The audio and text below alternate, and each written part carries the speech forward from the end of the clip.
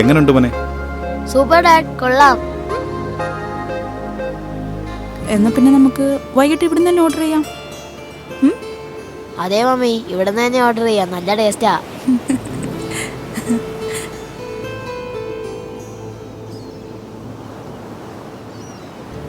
Mummy, നാളെ മുതൽ ഇവിടെ തന്നെ സ്ഥിരമാക്കിയാലോ?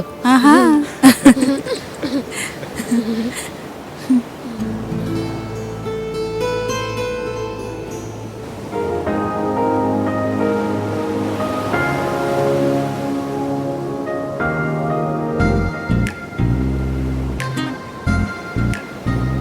മോനെ, മമ്മി മോനെ ഞാനും വരുന്നു. വാ.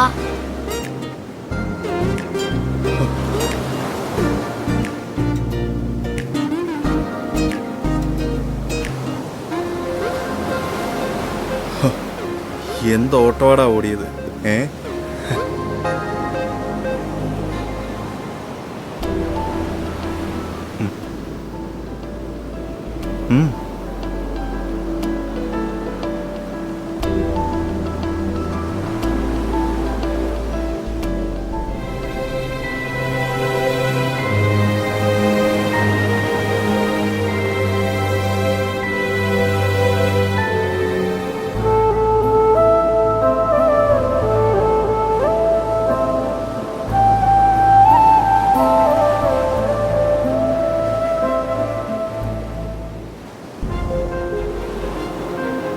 പോകാം മോനെ.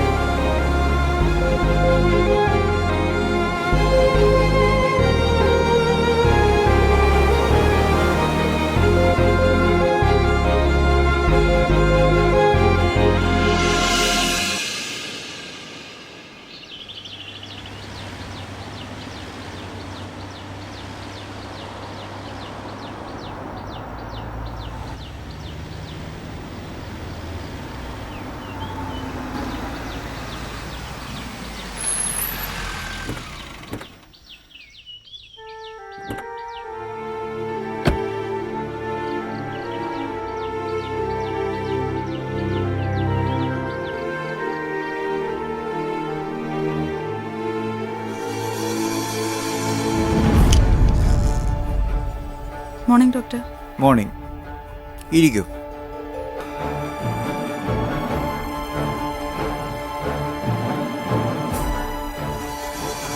രണ്ടു വർഷമായില്ലേ മോൻ്റെ അസുഖം തുടങ്ങിയിട്ട്? ആൽബിയുടെ റിപ്പോർട്ട് ഞാൻ കണ്ടായിരുന്നു. ഫാദർ ജെയിംസിന്റെ കാര്യം ഇതുപോലെ ആയിരുന്നു. അദ്ദേഹം ഇതുപോലെ ഫാസ്റ്റ് ഫുഡിന്റെ അഡിക്റ്റ് ആയിരുന്നു. ആൽബിയുടെ കാര്യത്തിൽ പ്രതീക്ഷയുണ്ട്. കൃത്യസമയത്താണ് ഇവിടെ എത്തിച്ചേർന്നിരിക്കുന്നത്. ഡോക്ടർ, ഇത് വരാനുള്ള കാരണം എന്താണ്? നമ്മുടെ ആഹാര രീതിയിലും ജീവിതശൈലിയിലും വന്ന പ്രശ്നങ്ങൾ തന്നെയാണ്. എന്തുകൊണ്ടാണ് ഡോക്ടർ ഇവന് ചെറുപ്രായത്തിൽ തന്നെ ഇത് വരാൻ കാരണം? അദ്ദേഹത്തിന്റെ കാര്യമായിരുന്നെങ്കിലും നല്ല ആരോഗ്യവാനായിരുന്നു. എന്നിട്ടും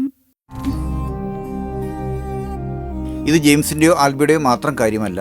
ഇന്നത്തെ തലമുറയുടെ എല്ലാം പ്രശ്നം ഇത് തന്നെയാണ്. കഴിഞ്ഞ 10-20 വർഷമായിട്ട് മാറിയ നമ്മുടെ ആഹാര രീതിയും ജീവിതശൈലിയുമാണ്. ഇതിൻ്റെ പ്രധാനപ്പെട്ട കാരണം ടെക്നോളജിയുടെ തെറ്റായിട്ടുള്ള ഉപയോഗമാണ്. ഉദാഹരണത്തിന് അടുക്കളയിൽ വന്ന ചില ടെക്നോളജിയുടെ മാറ്റങ്ങളാണ്. അത് ഈ രോഗത്തിൻ്റെ പ്രധാനപ്പെട്ട ഒരു കാരണമാണ്. നമ്പർ 1 വില്ലൻ ഏതാണെന്ന് ചോദിച്ചു കഴിഞ്ഞാൽ ഞാൻ പറയും റെഫ്രിജറേറ്ററാണ്. വേവിച്ച സാധനങ്ങൾ ഫ്രിഡ്ജിൻ്റെ അകത്ത് വയ്ക്കുകയും അത് വീണ്ടും ചൂടാക്കി ഉപയോഗിക്കുകയും ചെയ്യുന്നതാണ് ഈ രോഗത്തിൻ്റെ പ്രധാനപ്പെട്ട ഒരു കാരണം. ഏത് ആഹാരവും പാചകം ചെയ്ത് 3 മണിക്കൂർ കഴിയുമ്പോൾ അതിൻ്റെ സ്മെല്ല് മാറും. അത് കേടായി. അത് പിന്നെ ഏത് രീതിയിൽ ഉപയോഗിക്കരുത്. ഉച്ചയ്ക്ക് പാചകം ചെയ്ത ഭക്ഷണങ്ങളോ കറികളോ പോലും രാത്രി കഴിക്കരുത്. അത് രോഗത്തിന് കാരണമാകും. ഇതാണ് പല രോഗത്തിലേക്ക് നയിക്കുന്ന പ്രധാനപ്പെട്ട കാരണം. കൂടാതെ രാത്രി താമസിച്ച് ആഹാരം കഴിക്കുക, അത് പല രോഗത്തിലേക്ക് നയിക്കും എന്നതാണ് യാഥാർത്ഥ്യം. നമ്മൾ പ്രകൃതിയിലേക്ക് നോക്കുക. പകൽ കണ്ണു കാണുന്ന പക്ഷികളെ മൃഗങ്ങളെ ഒന്നും സന്ധ്യ കഴിഞ്ഞാൽ പിന്നെ ആഹാരം കഴിക്കത്തില്ല. മനുഷ്യൻ മാത്രമാണ് സന്ധ്യയ്ക്ക് ശേഷം ആഹാരം കഴിക്കുന്നത്. അപ്പോൾ സന്ധ്യയ്ക്ക് ശേഷം ആഹാരം കഴിച്ചു കഴിഞ്ഞാൽ അത് ശരിയായിട്ട് ഡൈജസ്റ്റ് ചെയ്യത്തില്ല. അത് പലതരത്തിലുള്ള മെറ്റാബോളിക് പ്രോബ്ലത്തിലേക്ക് നയിക്കും. യഥാർത്ഥത്തിൽ നമ്മൾ പകൽ കണ്ണു കാണുന്ന ജീവികളുടെ എല്ലാം ഡൈജഷൻ സൂര്യന്റെ അടിസ്ഥാനത്തിലാണ്. സൂര്യൻ ഉച്ചസ്ഥായി നിൽക്കുന്ന ഉച്ചയ്ക്കായിരിക്കും നല്ല ഡൈജഷൻ. ഉച്ചയ്ക്ക് 2 മണി കഴിഞ്ഞാൽ തന്നെ ഡൈജഷൻ കുറയും, സന്ധ്യ കഴിഞ്ഞാൽ തീരെ കുറയും. അപ്പോൾ സന്ധ്യയ്ക്ക് ശേഷം ആഹാരം കഴിച്ചു കഴിഞ്ഞാൽ അത് പലതരത്തിലുള്ള, പ്രത്യേകിച്ച് രാവിലെ എഴുന്നേക്കുമ്പോണ്ടാകുന്ന മോർണിംഗ് സ്റ്റിഫ്നെസ് അടക്കമുള്ള പല രോഗത്തിലേക്ക് നയിക്കുന്നത് രാത്രി താമസിച്ച് ആഹാരം കഴിക്കുന്നതാണ്. അല്ല ഡോക്ടർ, അപ്പോ രാത്രി ഫുഡ് കഴിക്കാൻ പാടില്ലെന്നാണോ? അങ്ങനെയല്ല, അത്താഴം അത്തിപ്പഴത്തോളം എന്നാണ്. ലൈറ്റ് ഫുഡായിരിക്കണം, രാത്രി നേരത്തെ ആഹാരം കഴിക്കുകയും വേണം. രാത്രി കഴിക്കുന്ന ആഹാരങ്ങൾ എപ്പോഴും ലഘുവായിരിക്കണം. രാത്രി ഹെവി ഫുഡ് കഴിക്കരുത്. ഉദാഹരണത്തിന് രാത്രി ചോറ് കഴിക്കുക, അതുപോലെ തന്നെ രാത്രി പൊറോട്ട കഴിക്കുക, ഇതെല്ലാം ഹെവിയാണ്. അപ്പൊ ഇത്തരത്തിലുള്ള ഹെവിയുള്ള സാധനങ്ങൾ ഒഴിവാക്കി ലൈറ്റ് ഫുഡ് വേണം രാത്രി കഴിക്കാൻ. രാത്രി ചപ്പാത്തി, ദോശ, ഇഡലി, ഇടിയപ്പം, ഗോതമ്പ് ദോശ, അങ്ങനെ എന്തെങ്കിലുമൊക്കെ കഴിക്കാം. അപ്പൊ രാത്രി ഒരു കാരണവശാലും ചോറ് കഴിക്കരുത്. അപ്പോൾ രാത്രി ലഘുഭക്ഷണം കഴിക്കുക, രാത്രി നേരത്തെ ആഹാരം കഴിക്കുക, ഇത് വളരെ അത്യാവശ്യമാണ്.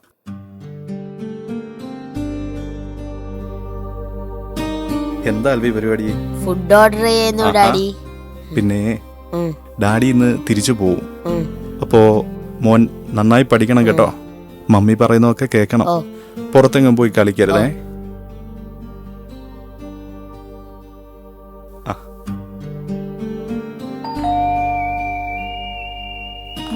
ഫുഡ് വന്നെന്ന് തോന്നുന്നു.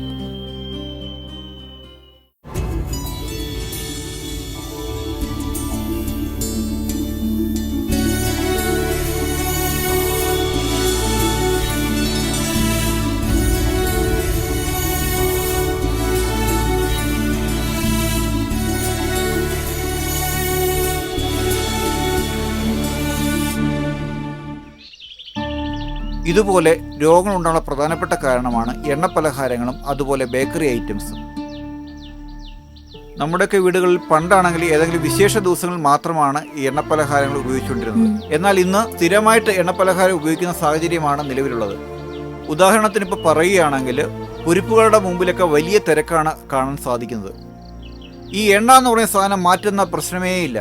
ടാറിന്റെ കളറായാലും ഈ എണ്ണ മാറ്റുന്നില്ല എന്നതാണ് യാഥാർത്ഥ്യം. ഇപ്പോൾ അടുത്ത കാലത്തായിട്ട് ഒരു സർവേ വന്നിട്ടുണ്ടായിരുന്നു. ഒരു പ്രമുഖ പത്രത്തിനകത്താണെങ്കിൽ, അപ്പോൾ വൈകിട്ടാണെങ്കിൽ ഓഫീസുകളിൽ ചായക്കൊപ്പം കഴിക്കുന്ന കടിയാണ് ഈ പല രോഗത്തിലേക്ക് നയിക്കുന്നത്.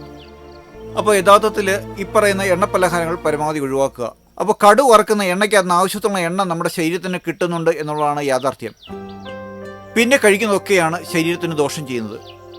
അപ്പോൾ എണ്ണപ്പലഹാരങ്ങൾ പരമാവധി ഒഴിവാക്കുക എന്നുള്ളതാണ് മറ്റൊരു പ്രധാനപ്പെട്ട കാര്യം.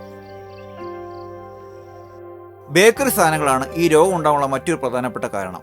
ഒന്നാമത് ബേക്കറി എല്ലാം മൈദയാണ്. രണ്ടാമത് ഇതിൻ്റെ അകത്ത് ഉപയോഗിച്ചിരിക്കുന്ന ആർട്ടിഫിഷ്യലായിട്ടുള്ള കളറുകളെ, പ്രിസർവേറ്റീവ്സുകളെ, അജിനോമോട്ടോ പോലുള്ള കൃത്രിമമായിട്ടുള്ള രാസവസ്തുക്കളെ, ഇതൊക്കെ തന്നെയാണെങ്കിൽ ആരോഗ്യത്തെ വിപരീതമായി ബാധിക്കുന്നവയാണ്. ആൽബിയുടെ കാര്യവും വ്യത്യസ്തമല്ല. ഇതിൻ്റെ കാരണങ്ങളും ബേക്കറി ആഹാരങ്ങളും അതുപോലെ സോഫ്റ്റ് ഡ്രിങ്ക്സുകളും കാർബണേറ്റഡ് ആയിട്ടുള്ള ഡ്രിങ്ക്സുകളും ഇതൊക്കെ തന്നെയാണ് ഈ രോഗത്തിൻ്റെയും അടിസ്ഥാനപരമായിട്ടുള്ള കാരണം. ഇത് വളരെ ശ്രദ്ധിക്കേണ്ട രോഗാവസ്ഥയാണ്. ശ്രദ്ധിച്ചില്ലെങ്കിൽ ഗുരുതരമാകുന്ന രോഗാവസ്ഥ കൂടിയാണ്. ഇന്ന് സ്കൂളുകളിലൊക്കെ പല മെഡിക്കൽ ക്യാമ്പുകൾക്ക് പോയപ്പോൾ മനസ്സിലാക്കാൻ പറ്റിയിട്ടുള്ള ഒരു പ്രധാനപ്പെട്ട കാര്യമുണ്ട്. ഇന്ന് സ്കൂളുകളിൽ മിക്കവാറും എല്ലാ കുട്ടികൾക്കും ഏതെങ്കിലും തരത്തിലുള്ള രോഗമാണ്. അപ്പോൾ ഇന്നത്തെ തലമുറയേക്കാൾ ആരോഗ്യക്കുറവാണ് ഇനി വരാൻ പോകുന്ന തലമുറയ്ക്ക്. അതിൻ്റെ പ്രധാനപ്പെട്ട കാരണം എന്ന് വെച്ചാൽ കഴിഞ്ഞ ഏതാനും ദശകങ്ങളായിട്ട് മാറിയ നമ്മുടെ ആഹാര രീതികളും ജീവിതശൈലിയുമാണ്. അതുകൊണ്ട് നമ്മൾ ഇതിനൊരു മാറ്റം വരുത്തിയില്ലെങ്കിൽ നമ്മുടെ പുതിയ തലമുറയുടെ ആരോഗ്യം ഒരു വലിയ ചോദ്യചിഹ്നമാണ്.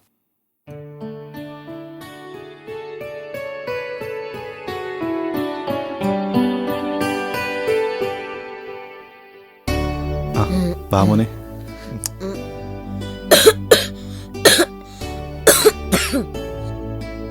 എടി ഇവന് ചെറിയ പനിയുണ്ടെന്ന് തോന്നുന്നു. ഇന്ന് തന്നെ ഡോക്ടറിനെ ഒന്ന് കാണിച്ചേക്കണേ.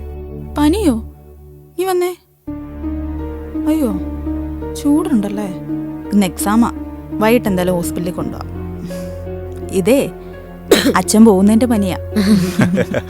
ആണോടാ? പപ്പ പോട്ടെ എന്നാ. By dad.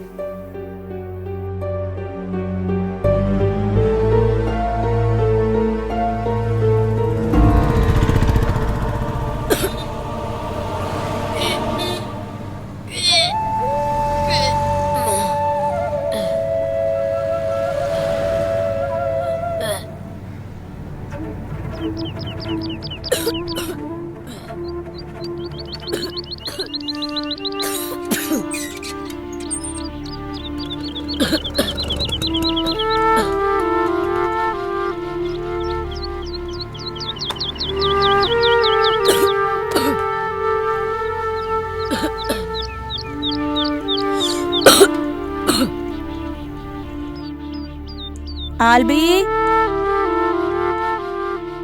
മോനെ,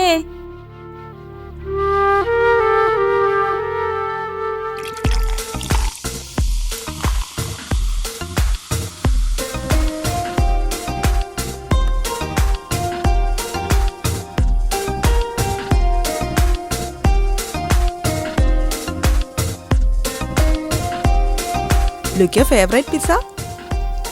I feel tired. I want to sleep.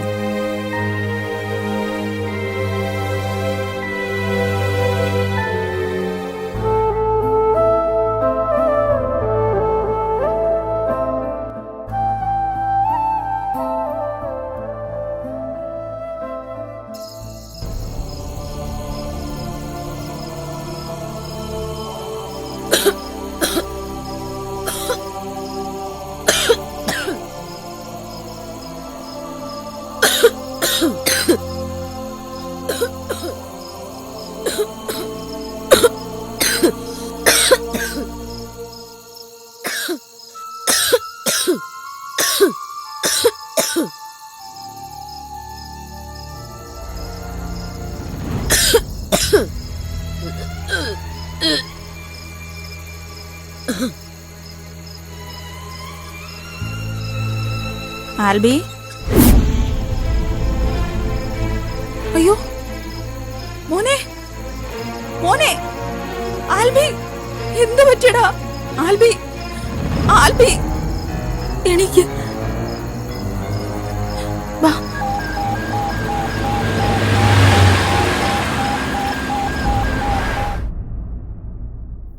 ജനങ്ങൾക്ക് പൊതുവായിട്ടൊരു തെറ്റിദ്ധാരണയുണ്ട്. ആയുർവേദം വളരെ പതുക്കെയാണ് ഫലിക്കുന്നത് എന്നുള്ളത് വളരെ തെറ്റായിട്ടുള്ള ധാരണയാണ്.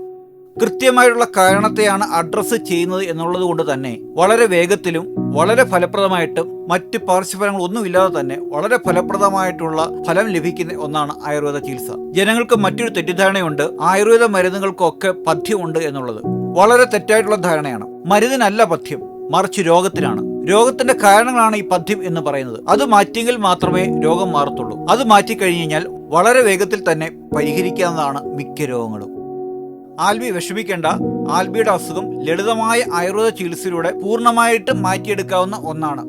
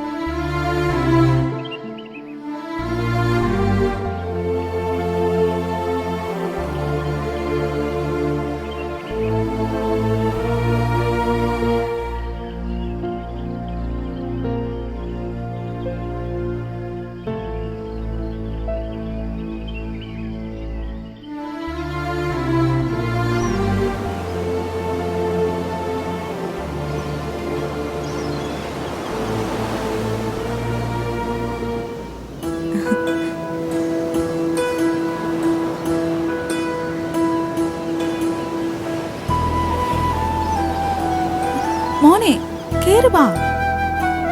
വാ, വാടാ. മമ്മി ഇങ്ങോട്ട് വാ. സൂക്ഷിച്ച്.